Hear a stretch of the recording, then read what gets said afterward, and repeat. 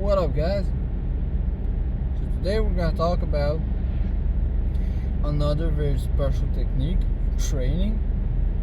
Now this is a very special one.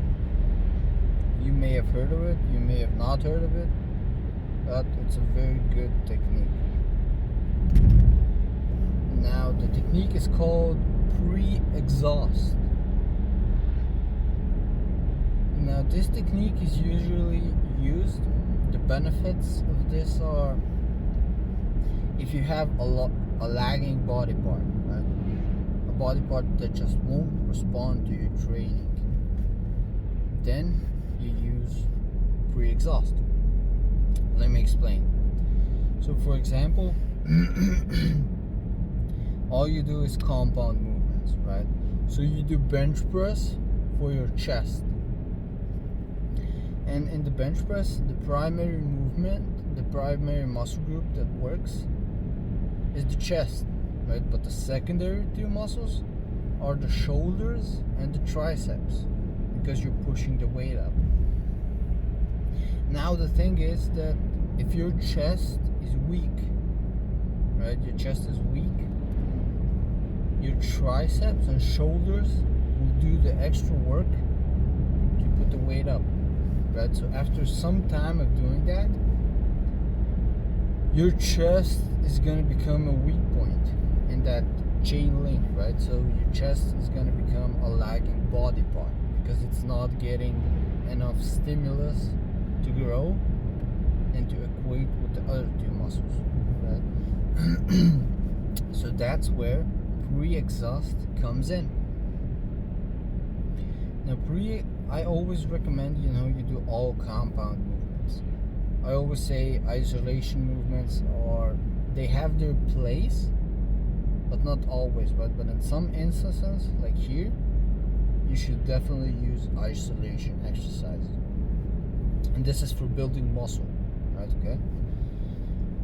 Now, for example, you do an isolation exercise first. You do all of your sets with the isolation exercise, and then you move on to the bench press.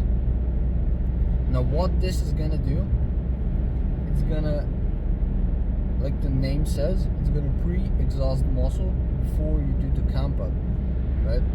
So you're gonna work your chest and tire it out, and then when you go to your compound movement, then your chest is going to get enough volume in from that too, and it's going to respond and grow because of the extra volume and the extra, muscle recruitment. Now, you can do this with all muscle groups, right? Like for the chest, let's say your compound movement is the bench press. Now, the isolation movement is going to be the dumbbell flies, right? So you really squeeze the muscle at the top of the movement, at the top of the flies. So you do flies first, then you go on to the bench press. You could do the same thing with back, right?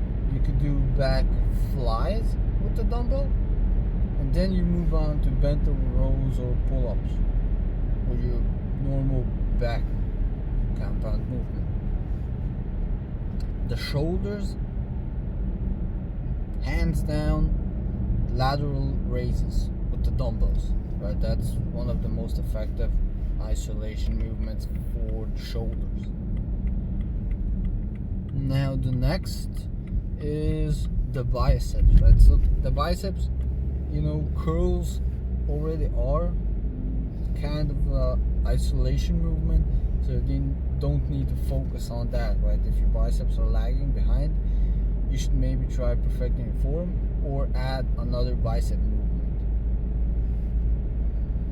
Now the triceps, the dips are the same thing, right? They work the chest, the shoulders, and the triceps as a primary movement, right? But if your triceps are weak, you have to include a pre-exhaust exercise. So the best one for triceps is basically tricep extensions, right, with the dumbbell, or you could use a barbell behind your back. Those are very effective. For the legs, it's a little harder, but you could basically do too, leg extensions for the quads, or you could do, the glute raise for your glutes, right?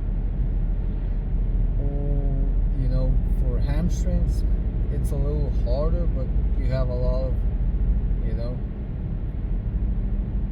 you could do like the leg extensions on the machine, but you just turn around, right? So you lift your legs the other way around.